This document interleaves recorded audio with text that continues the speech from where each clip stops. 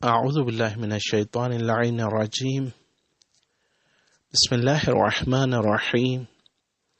وبہ نستعین وہو خیر ناصر ومعین۔ سلسلہ دروس صحیفہ سجادیہ میں آج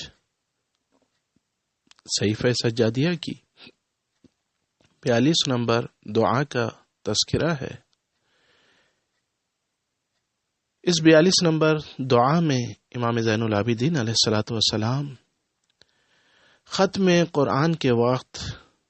جو دعا فرماتے تھے اس کا تذکرہ ہے۔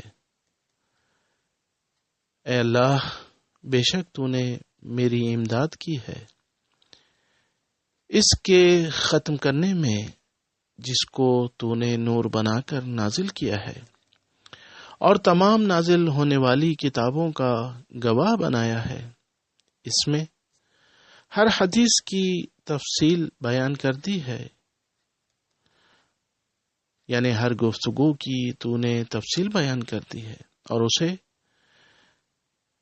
یعنی اس قرآن کو ایسا نقطہ امتیاز بنا دیا ہے جس سے حق و باطل میں امتیاز قائم کیا جا سکے، اور ایسا قرآن بنا دیا ہے جس کے ذریعے تمام قوانین شریعت کا اظہار ہو سکے، اور ایسی کتاب بنا دی ہے جسے اپنے بندوں کے لیے شرح و تفصیل کے ساتھ واضح کیا ہے۔ ایسی وحی بنائی ہے جسے اپنے نبی محمد مصطفیٰ صلی اللہ علیہ وآلہ وسلم پر نازل کیا ہے، جسے تو نے نور ہدایت قرار دیا ہے، جس کی پیروی کے نتیجے میں ہم گمراہی کی تاریکیوں اور جہالت کے اندھیروں میں ہدایت پا سکیں۔ اسے ان لوگوں کے واسطے نسخہ شفا بنا دیا ہے جو فہم و تصدیق کے ساتھ اس کی باتوں کو کان دھر کر سنے، اور ایسی میزان عدالت بنا دیا ہے جس کا کانٹا حق سے منحرف نہیں ہو سکتا، اور ایسا نور ہدایت بنا دیا ہے جس کا میزان دیکھنے والوں کے لیے خاموش نہیں ہوتا، اور ایسا پرچم نجات بنا دیا ہے جس کی سنت کا قصد کرنے والا گمراہ نہیں ہو سکتا، اور اس کی عصمت کے دستے سے تمسک کرنے والے کو ہلاکت کا ہاتھ پکڑ نہیں سکتے ہیں۔ اے اللہ، جب تو نے اس کی تلاوت کے لیے ہماری مدد کی ہے اور اس کی بہترین عبادت کے ذریعے ہماری زبانوں کی گرہیں کھول دی ہیں، تو اب ہمیں ان لوگوں میں بھی قرار دے دے جو اس کی مکمل حفاظت کرتے ہیں اور اس کی محکم آیات کے سامنے سر تسلیم خم کرنے ہی کو اپنا دین قرار دیتے ہوں، اور اس کے تشابہات کا بھی اقرار کرتے ہوں، اور اس کے لیے روشن اور واضح دلائل کی پناہ لیتے ہوں۔ اے اللہ، تو نے قرآن کو نبی اکرم صلی اللہ علیہ وآلہ وسلم پر مجمل بنا کر نازل کیا، اور انہیں اس کے عجائبات کا مکمل علم دیا ہے، اور ہم اس کے علم سے جاہل ہیں، اور ہمیں اس کا بار اٹھانے کی قوت عطا فرما دی ہے جو اس کے علم سے جاہل ہیں، تاکہ ہمیں ان سے بلند تر بنا سکے جو اس کا بار اٹھانے کی طاقت نہیں رکھتے ہیں۔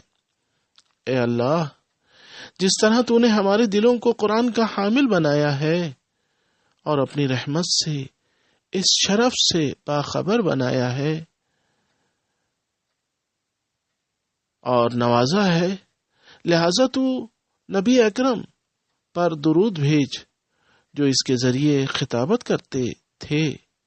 اور ان کی آل پر بھی درود بھیج جو اس کے خزانہ دار تھے،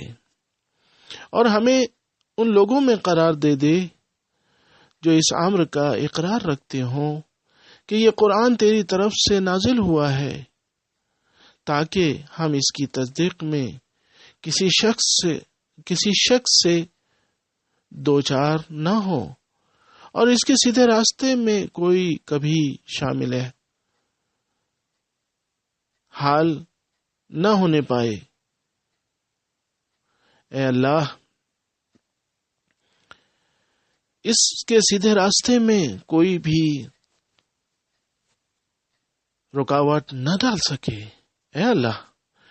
درود بھیج محمد و آل محمد علیہم الصلاۃ والسلام پر، اور ہمیں ان لوگوں میں قرار دے جو قرآن کی ریسمان ہدایت سے متمسک رہیں اور متشابہات میں اس کی محفوظ پناہ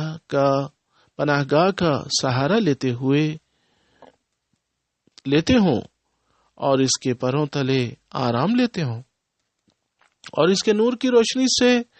ہدایت پاتے ہوں اور اس کی واضح درخشندگی کی اقتدا کرتے ہوں اور اس کے چراغ ہدایت سے اپنے چراغ جلاتے ہوں اور اس کے علاوہ کسی اور سے طلب ہدایت نہ کرتے ہوں۔ اے اللہ، جسے تو نے محمد مصطفیٰ صلی اللہ علیہ وسلم کو اپنی ذات کی طرف رہنمائی کا پرچم قرار دیا ہے اور ان کی آل کے وسیلے سے راہ رضا پر چلایا ہے، لہذا تو درود بھیج محمد و آل محمد علیہم الصلاۃ والسلام پر،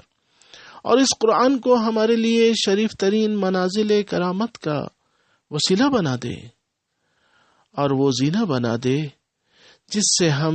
محل سلامتی تک بلند ہو سکیں،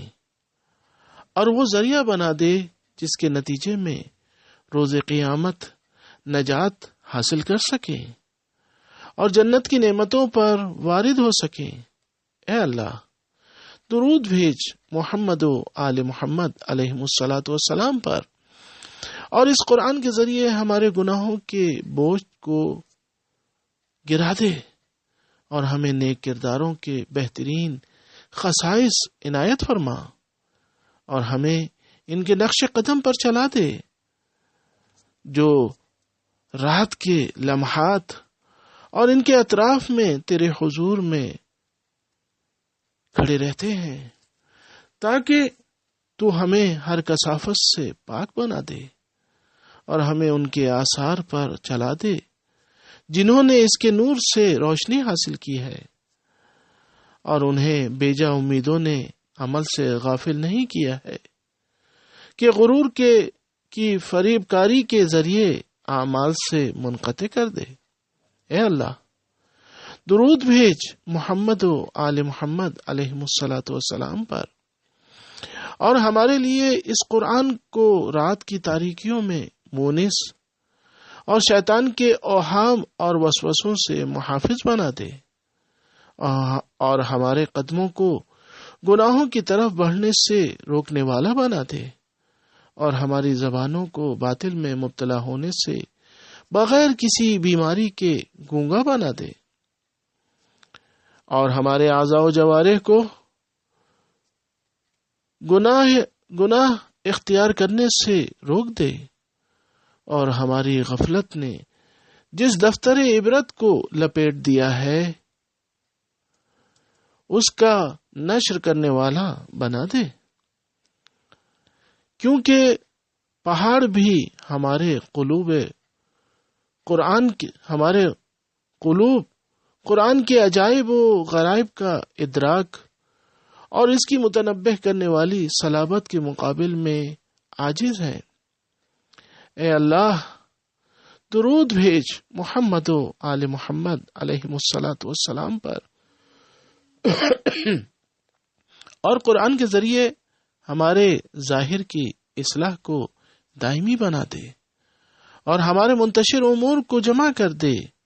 اور اپنی بارگاہ میں حاضری کے وقت ہماری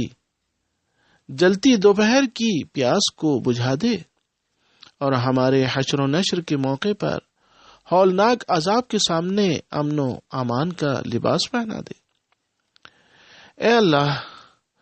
درود بھیج محمد و آل محمد علیہم الصلاۃ والسلام پر، اور قرآن کے ذریعے ہماری ہر ضرورت کو پورا فرما کہ ہم محتاج نہ ہونے پائیں، اور ہماری طرف بہترین عیش اور وسعت رزق کی آسودگی کے رخ کو موڑ دے، اور ہمیں بری عادات اور پست اخلاق سے دور رکھنا، اور کفر کے گڑھے میں گرنے اور نفاق کے اسباب سے بچا لینا، تاکہ یہ قرآن روز قیامت ہمارے لیے